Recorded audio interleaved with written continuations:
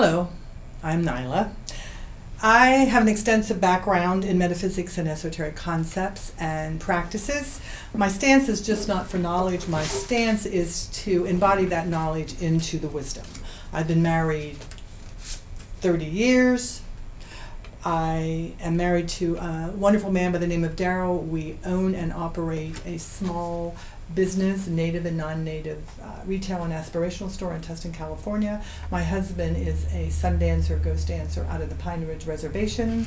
And because of that, I've been exposed to many of the traditions in the way of life of the Lakota Sioux, which I feel very fortunate. My personal experience expands about 40 years, and I've been in private practice since 1991. I also teach the Tarot, and I believe in the absolute profound genius of the Tarot and the effects that it can have on a person's life if they are able to utilize it correctly. I also have a background in neuro-linguistic programming, and this background has enhanced my ability to perceive, intuit with the Tarot, the unconscious patterns that all of us emit on a daily basis. These patterns reveal our deepest, most unconscious motivators, and they affect every aspect of our life. Again, I'm fortunate to have trained and have that background. I've also been associated with Neuroengineering Institute in Los Angeles.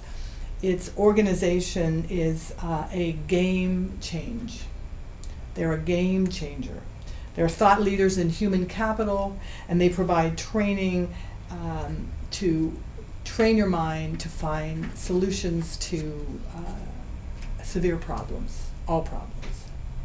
Now, all of you have probably heard this joke, but I want to say it really quickly because it brings a point home for me. There was a turnip and a tomato walking down the street. The turnip got hit by a truck. They rushed the turnip to the hospital, and it was after about an hour that doctor came out, and he said to the tomato, well, I have some good news and I have some bad news. The good news is the turnip is going to live. The bad news is he's going to be a vegetable all of his life. So today I am presenting this to those of you who are willing to be more than a vegetable all of your life. So here's a brief synopsis of my particular style and concept of reading and of reality, basically. So to conquer our thoughts and master our thoughts is one of the greatest services that we can give to humanity and to ourselves. So to elaborate on this, I'm going to put it in the format of the 3 F's. Fire, form, and fetus. Now, when our universe was first birthed, there was something known as the vesica-piscis, and it was the womb that came in and birthed our universe esoterically.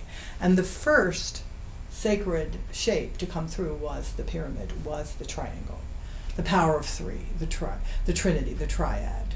So all things come from the Trinity, all creation. Now, the first power that I'm going to speak of in terms of this Trinity is fire. Now, fire in this respect means higher mind.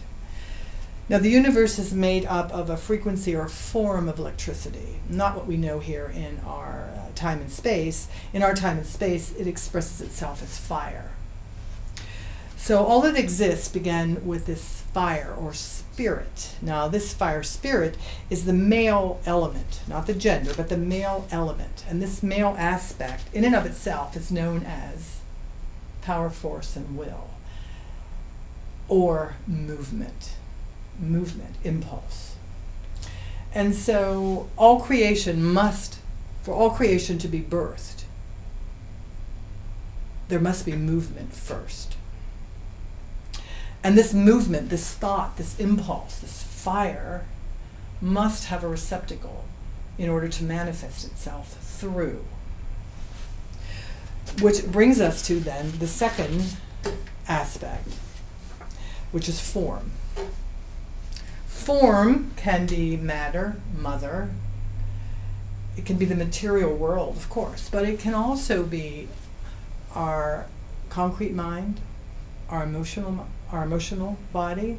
It can also be termed in DNA, the blueprint of our life, genetics. These are all form aspects which this fire or spirit or impulse comes through, and then being a receptacle to that particular impulse. Testimony to this, of course, would be our universe, stars, moon, planets. A smaller testimony to that would be how the blueprint of our particular lives plays itself out in our environment. Who we are, how we act, where we work, our experiences. Now this co-creation is innate in all of the universe. It is invisible and visible. It takes on all forms in time and space. Now, the third aspect would be the fetus, the child, the consciousness. When we look at it purely from form, it would be man, woman come together and they create a child. They create a consciousness. So the fetus of this co-creation of fire and form is consciousness. It's a new child. It's a new being, a new thought form. And we are symbolizing that thought form here, again, as fetus, the three F's, fire, form, and fetus. Now, cosmically speaking, and I want to say this cosmically to bring my point home, a thought ejaculates into form, or ejaculates into experience, into the mental body, the emotional body, and it potentially conceives a new consciousness. Now this consciousness becomes the magnetic field of that original thought. That consciousness then begins to magnetize to itself the field that it is emitting based on the original thought that created or formed or was part of that forming of that consciousness. So then this thought, this consciousness then, begins to infuse itself in our reality, in our experiences, and then from that magnetic field, we begin to draw to us things, experiences. Whether we like them or not, it doesn't matter. It is all birthed from the original thought or original consciousness. So this offspring, this child, this fetus, this consciousness, becomes our personal reality. And this is indicative of we truly create our own reality. We are accountable for our own reality because we created or downloaded unknowingly by default a thought. Now this thought, as it continues to express itself through this offspring, then mutates. And it mutates some more, and it mutates more. And pretty soon, even if we were remotely aware of the original thought, after a while, it's inconceivable. We have no idea that it's there. We have no idea why we make the decisions that we make. We think we do. We think our conscious mind is doing it. But I assure you that it's not. The deepest, most unconscious thoughts are the ones that motivate our life the most. So this is why when we end up in a situation and we're going, how did this happen? Why did this happen to me? Well, now you know why. There was an original thought that impregnated a form, a thought form, an emotional form, a physical form. And then this offspring, which is the magnetic field, created the situation that you're in. Now, if it's a good situation, great. If it isn't, then changing that original thought that you don't even know is there can be arduous. It can almost be an impossible feat. So in speaking, I'm sure you're thinking, well, now I have all this information and I don't know how to change it.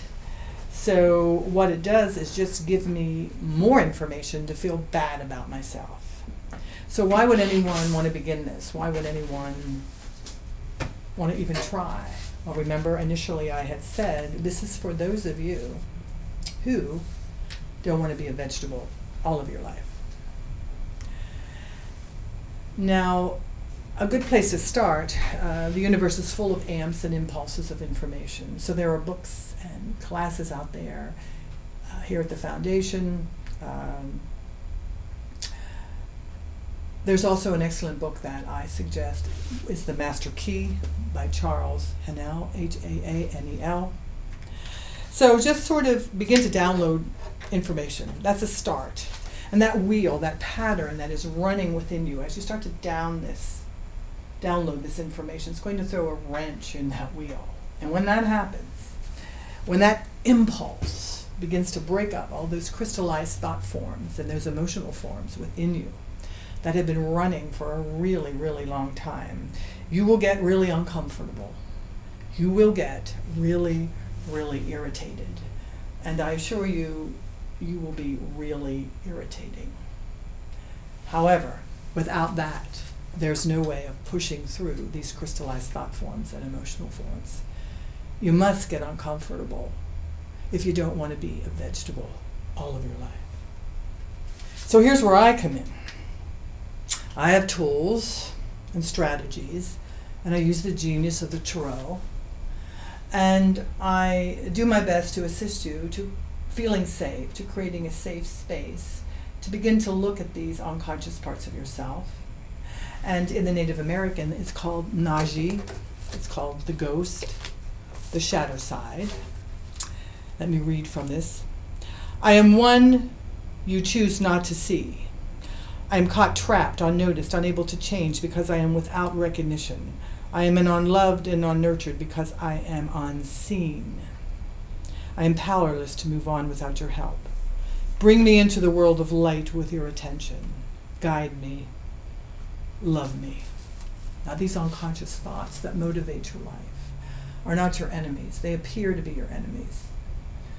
But when they were downloaded, when they were utilized, they were done because your perception was very limited. And you had to survive your environment. You had to survive your parents, your childhood, whatever. And the information that you were being bombarded with, you had to survive that. And so you chose a thought or belief system at that time probably saved you. So this thought is not your enemy, it is your friend. However, if you're listening to this and it makes sense, it means that it no longer serves you.